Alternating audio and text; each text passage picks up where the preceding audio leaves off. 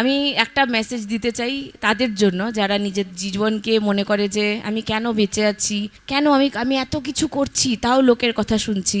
কেউ বলছে যে আমি এই রোগের থেকে আমি মুক্তি কেন আমি পাচ্ছি না, কেউ বলছে যে আমাকে কি কেউ ভালোবাসে না, কেউ বলছে আনপ্ল্যান্ড আমাকে জন্ম দিয়েছিল আমার বাবা মা তো আমাকে চায়নি। কিন্তু আমি তাদের সকলকে বলতে চাই, তারা যারা নিজের জীবনকে আজকে শেষ করার মুহূর্তে হয়তো এই কথা মনে করছে যে আমি বাঁচবো না, বেঁচে থেকে কি হবে, এরকম অনেক কিছু, এরকম এই দুনিয়াতে স্পেশালি ইউথদের মধ্যে এরকম অনেক লোক আছে যারা মনে করে যে আমি আর বেঁচে থাকতে চাই না, আমি বেঁচে থাকতে পারি না। আমি তাদেরকে খালি একটা কথা বলবো, আজ থেকে 2000 বছর আগে, 2025 বছর আগে তোমাদের প্রত্যেকের জন্য একজন তোমাদেরকে ভালোবেসে, তোমাদেরকে নিজের থেকেও বেশি, নিজের প্রাণের থেকেও বেশি ভালোবেসে ওই ক্রুশে সমস্ত কিছু উনি দিয়ে দিয়েছেন। তোমাকে আর কোনো রকম শাস্তি পেতে হবে না, তোমাকে আর কোনো কিছু করার দরকার নেই, তোমার শুধু একমাত্র প্রভু যিশুকে বিশ্বাস করতে হবে। কেননা উনি বলেছেন যে যে ওনাকে বিশ্বাস করে তিনি নাশ হবে না, তারা পাবে অনন্ত জীবন। তাই যদি কেউ আজকে ভাবে যে এই জীবনটা শেষ করে দেব, তাহলে তোমার জীবনটা যদি তুমি শেষ করো,